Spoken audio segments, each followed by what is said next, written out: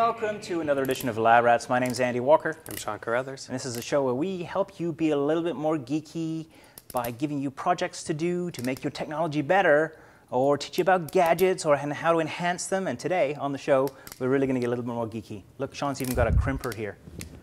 It's not a hair crimper. Today on the show, we're going to show you how to build network cables from scratch. Why? Just because it's fun. Well, a couple reasons, right? Okay. A couple reasons. First of all, you know, network cables are not cheap, right? Depending on the length that you buy, you can't always get them exactly the same size that you want. And sometimes you need a custom size that you can't get. So now, all this comes from a little project I have in my life where recently I ran a whole networking cable through the walls in my house to give me a high-speed network at home. Yeah, you just bought a new house. Bought a new house, had to put networking in. It was a 1980s house, so I learned how to build my own network cables as part of that process. The 1980s would go good with the crimping. That's right, exactly. So I thought, well, I've learned this thing. It's kind of cool. People are always asking for slightly geekier information here on the show. So why not show you how to make your own network cables? Then at some point, we'll take a camera crew into my house, and I can show you how to build a home network as well, where we're running cables through the walls and that sort of thing. And we can see the Dead or Alive posters on your walls. Yeah, from the 1980s you're talking about? From the 1980s, yes. And my cats, of course. And there's been lots of requests to see Biff and Boo. Well, when we go to the house, we'll see the cats one more time. But this episode, dedicated to making your own network cable. Very So good. I'm going to show you how to do it more affordably and exactly the custom size that you need. Yeah, don't pay the kind of prices you pay when you buy your networking cables from Monster Cable. Make it yourself. Make it yourself. That's today on Lab Rats. And of course, before we get started, I have to talk about my favorite domain registration site, hover.com, where you can register domains like crimpinlikecrazy.com. LabRats.tv. You know, we registered LabRats.tv there, of course. Keep it there. Not from years ago. We've moved it there since then. And I have AndyWalker.com's there, TechnologyTips.com, Bumfluff.com I have there at Hover.com. That's just gross. Which is, you know, a fun domain. So you can get 10% off there. Just visit it right now and use this coupon LabRats, and you're off to the races. Bumfluff.com, I'm serious. I always feel that way when you start talking about your bum fluff. I know. All right. All right, so let's get on to how to make your own network cable. So there's two technologies these days in terms of cable that you're really going to be thinking about. One is the traditional networking cable of what they call Ethernet. 100 megabits per second is sort of the standard in most offices these days. 100 megabits is pretty fast, except that once you get a wireless networking device in, it runs at 100 megabits or higher. So really, it's kind of redundant these days to put a 100 megabit Ethernet network cable in, unless you want, you know, persistence, a good quality signal all the time. But if you're going to put 100 megabit in, why would you not put a gigabit in? Right, especially now that a whole pile of devices are out there that actually have gigabit built in, like your Apple TV, like your MacBook, like a whole pile of other gadgets, network attached storage that go onto your network. Right, and that's what I wanted to do, right? I wanted to make sure that my house, you know, had gigabit connectivity through the walls, and it doesn't cost that much more. So your megabit, 100 megabit is called Cat5 cable. Your gigabit connectivity, your cabling is Cat6, Category 6 cable. And there's a higher standard these days. It's actually more of a marketing term than anything else than an actual standard called Cat6e, which is enhanced, which is 10 gigabits, and it's just more shielding in the cable. So cat for category, not for your pussycat. Correct. It's not. We're not talking about Biff and Boo here. No.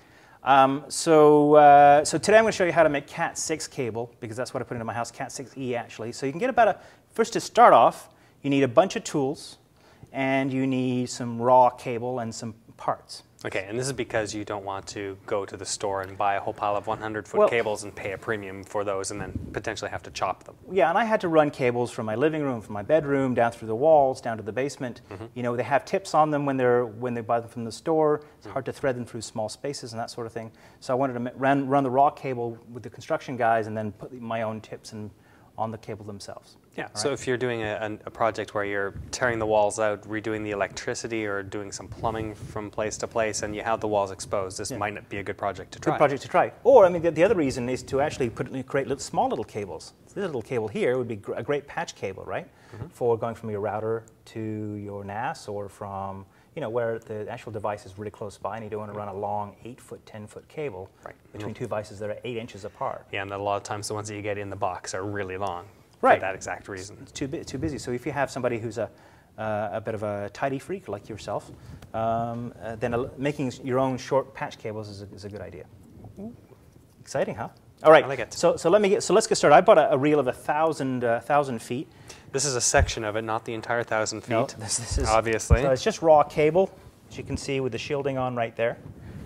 And let's start. I'm going to actually take you. I'm going to start. I bought a bunch of tools that I'll show you progressively through this process. So you're going to make a cable for me right now. I'm going to make a cable for you right now. Okay, good. All right. I need a cable. Good. A little bit longer than this, though, please. How long would you like it? A couple hundred feet. Well, interestingly enough, the Ethernet Cat6 will run 100 meters, so 300 feet is your maximum length. So there you go. So I can make you a 300-foot cable if you're really interested. Okay, you can deliver it to me tomorrow. Okay, I'll do that. I'll get on that right now. Okay, so first of all, what you're going to do is you're going to get yourself a wire stripper. These all these tools I got from landshack.com. You can get them from Cables to Go. You can get them from Tiger Direct, places like that. So it's very simple. I'm going to pop this onto the end here, a couple inches from here. And I'm going to do a little. Let's see if I can pop it off. That basically just scores the outside of the cable. Just scores the outside, and basically you're going to be pulling it off like that. Now, this is an interesting thing about Cat6, is there's insulation between the wires. Mm-hmm. So as you can see, this long bit here is actually insulation. So I'm just going to snip this off. You need a nice pair of scissors, electric. You want to hold that for me? Yeah, so you got like four pairs here. 4 pairs, so 8 wires, so 4 all twisted together. Twisted pairs. So there you go. Now I'm gonna great little tip here. Take the piece of shielding you pulled off and you put it onto the end of the sheath here, and you actually untwist them like this. Well, that's pretty handy. Clever little trick, huh? Where'd you learn that? On a video on landshack.com. Yeah, because they can be a little bit fragile. You don't want to necessarily just go in there with your fingers. Yeah. Plus, you're gonna make enough of these guys, and you're gonna pinch and be sore and that sort of thing. Trust me, after making several cables, you're gonna have sore hands anyway. Okay. So what next? All right. So to take that off, I've got one that's semi-finished here. Oh, I don't get to keep this one? No, take that one off. All right. So this is there you go. This is semi-finished, right? So I've basically separated all the wires here. Now, the other thing you're going to want to do, you're going to want to thread these guys. So it makes sense to straighten them. So I'm going to take the round edge on this pair of pliers. I'm going to put it on the edge here, and I'm going to pull it tight along here so I can straighten them. This will take a little bit of practice. Like that. 1, 2, like that. And so basically what I'm straightening all these curvy wires out here. Now, I've done that. Like on a cooking show, I've actually done this ahead of time. So as you can see, the nice straight wires here. Now, you're going to have to configure these wires into a sequence. And as you can see here, I've already aligned them. And so we have it's going to go into there's 2 sequences. It's called T568 sequence A or B. This is orange, white, orange, green, white, blue, blue, white, green, brown, white, brown. Okay. And so you're going to basically be putting together the wire in that sequence. And you want to you have to choose a sequence of either A or B. And we'll show a little graphic here of the sequence that you can do. I got this at Wikipedia. And you're going to want to do that for the same at both ends. Okay, because if you mess it up and do it in different ways at both ends, you'll have data going to the wrong place. Wrong places, exactly, right? So that's there. Now, what we ultimately want to do is pull this thing together. And so we're going to use what's called a load bar. Okay, so you're going to put the load bar on this? Yeah, so we're going to start let me just show you the load bar first. It's a little black thing here. It's tiny. Tiny little holes in it, as you can see down there. Tiny little holes. And we're going to thread it together. Now this takes a little bit of doing, but let me show you a trick. So I'm going to grab these guys here. I'm going to pull the sequence all together correctly. You have to gather them together like this. So they're nice and smooth and in a nice sequence.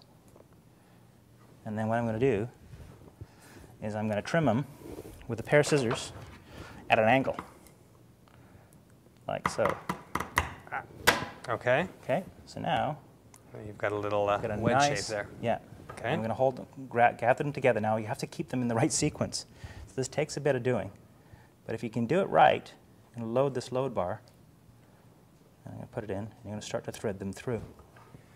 And you can't really see it really well, so, and it takes a little bit of... How long does this usually take? It takes about 15 minutes per end. Like, it took me half an hour to 45 minutes per end when I first started it. Oh, this is much better than buying cables.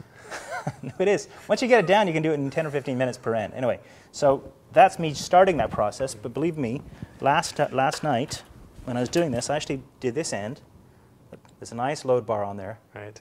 And I did that in about 10 minutes or so. Okay. All right. So that's what it looks like once you've struggled through this. Once you've put the load bar on. Puzzle torture device. Yeah, it's fun though after a while. Honestly, I was surprised at how tormented I was initially, and then once it's very satisfying to actually get it done properly. You know what would be a little bit more fun than that? What's that? You know those little puzzles with the little rolling balls, and you have to get them into different places all around the same tilting panel? Right.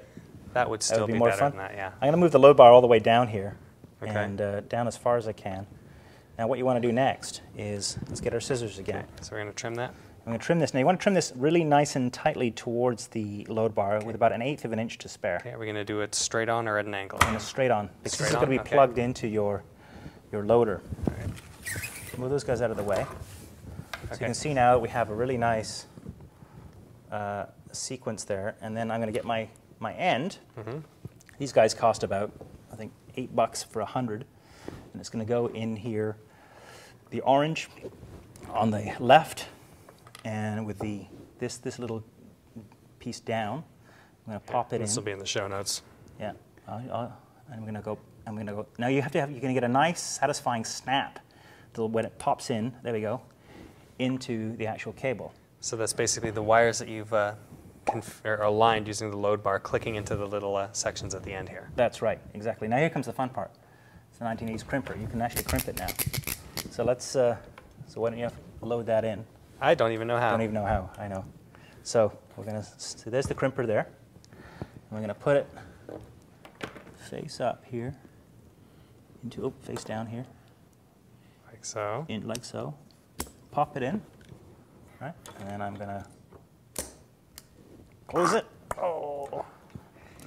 And So yet nice and another cable is destroyed. And there you go. It's nice and firm on there, as you can see. And it's ready for, well, you have to put the other end on now, right? But there you go. That's a nice, well-designed Cat 6 end. Now, of course, most cables, you're going to have two ends, right? You're going to have two ends like this on it, but some you might, in my case, I obviously want a wall jack, so you need what's called a keystone. All right. So this is a keystone here. So this end right here will go into to your router. Into the router, and then it'll switch. go through the wall down here all the way to your basement. Yeah. And it'll come out on the other end with this What's called a keystone. keystone. And so you can actually you need a tool called a punch down tool. And you just that. pull the wires out of this again. Okay, let's Yeah. bring this back. So ultimately what you're going to do is you're going to get the wires, put them into a sequence. You can see the sequence on the side, and you're going to basically put them in. So I'll come in through the side and then out or yeah. something like that. And then you can use the punch down tool to basically pop them into each wedge, like that. Good. That's a bit of a more advanced way to do it, but you'll figure that out as you go. I mean, that's more of an advanced type of technique, and we'll cover this a little bit more when we start to look at like project at home when we take the cameras home. So there you go. See what you've done. Yeah. Now we will. Now you have to test the cable next, and so we'll show how to do a cable test shortly. But let's just take a break before, and then when we come back, we'll test the cable and we'll see if we'll get where we're supposed to go. Very good. We'll see how good your skills are, sir. Right. There you go. All right. That's after this. All right, so let's do a little test here, because of course you're going to need to test your cable to make sure that your technique is good. Yes. And I have to say that I did enough of these to tell you that I have messed up the first 5 or 6 connections that I made. It takes a little while, really, to get this technique. As you can see, there's some complicated process there.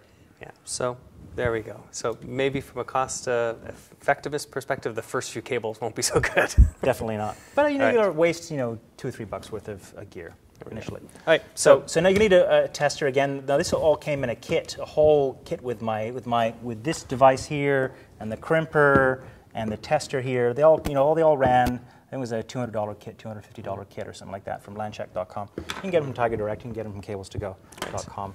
So let's plug one end of our new cable in. Okay. Right there. Okay, so we're going to plug this in and turn this on. Turn it on. You see LAN cable tester. Just let it go to, don't push the white button yet, just wait till it go to cable test. Good. Okay. Press that. No, yeah, there we go. Okay, and then we're going to press the blue button to test it. You can try that. It's going to say no connect. No connect. Because so what do we do? Connect the other end. We have to what's called the terminator. So we have to terminate it. Otherwise, it's just sort of waggling out in space doing nothing. Now you'll notice here it says 04.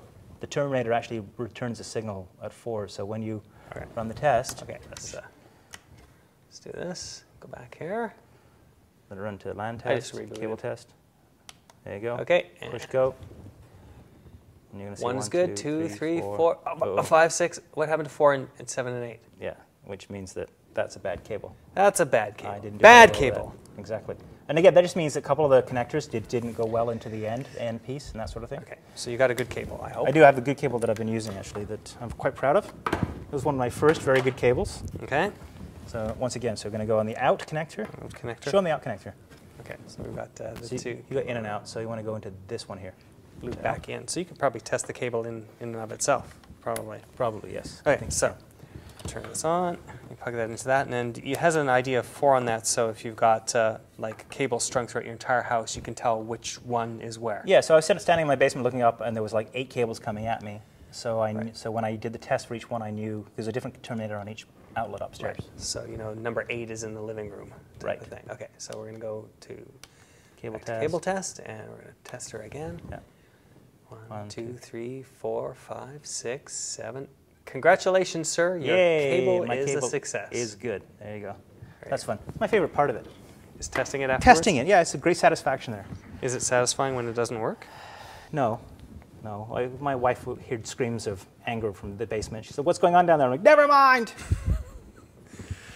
There you go. What can you do? All right. So be sure to warn your spouses. That's right, exactly.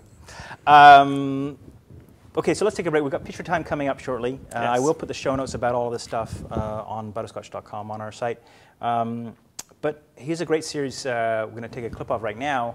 It's something called Router 101 by a guy called Doc that works on at butterscotch.com. Shows you how to set up your router, so it's sort of a related tutorial series to help you wire your home network.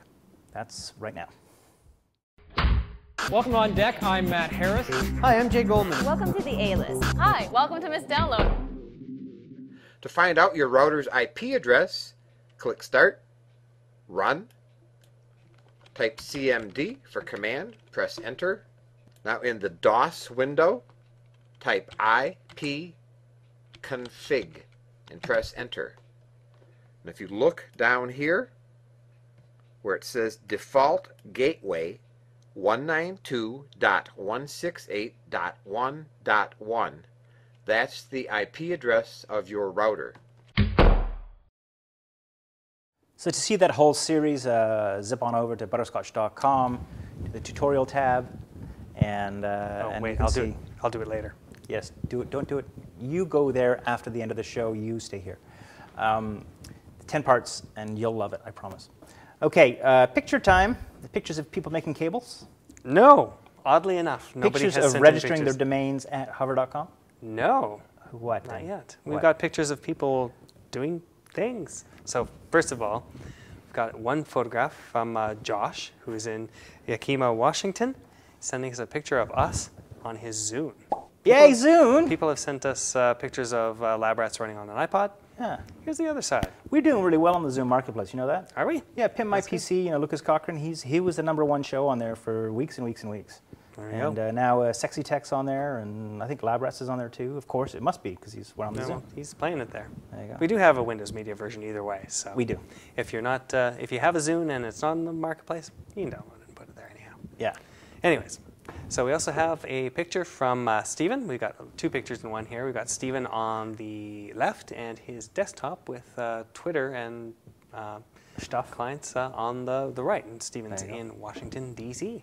Very nice. Stephen, thank you very much. Stephen with a V or a PH? V. V? There you go. Traditional Stephen. No, untraditional Stephen. American Stephen. The Brits spell it with a PH. I don't know why. I don't know. It's just an aside there. Okay. You can send your pictures of you, whether you're a PH or a V, Stephen, to PH is British for V at labrats.tv. Yeah, that could be the case. More simply, though, feedback@labrats.tv. yeah, and send your pictures or your movies or pictures of you asking questions for our upcoming episode of Mailbag. Yes, send videos for Mailbag. Ask your question to us. We actually have one. Video. Mailbag coming up. We have one. We have in somebody the queue with a right now. video message that we're going to use on that episode. You want to be on that one too? Send your video in with your question. There you go. All right. Very good. Thank you for putting up with my geekiness with building cables today. Did you have fun? Come on, you learned something today, didn't you? I'll be expecting that 300-foot cable. There we go. All right. You can also register. I'm expecting my 300footcable.com at hover.com. And here's a 10% off coupon just for you. Very smooth. All right. Well, thanks for watching this week. It would be foolish for us to be here making cables if you weren't out there making networks. My name's Andy Walker. And I'm joining the 80s. He's Sean Carruthers. We'll see you next time. Ow! Are you ready?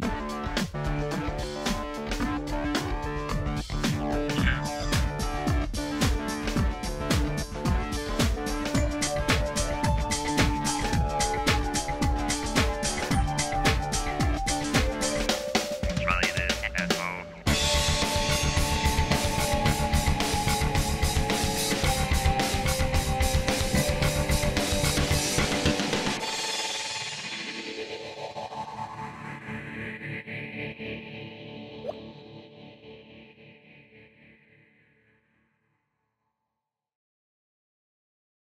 Check 1 2 1 2 1 2 1 2 1 2 1 2 1 2 1 2 1 2 1 2 1 2 1 2 3.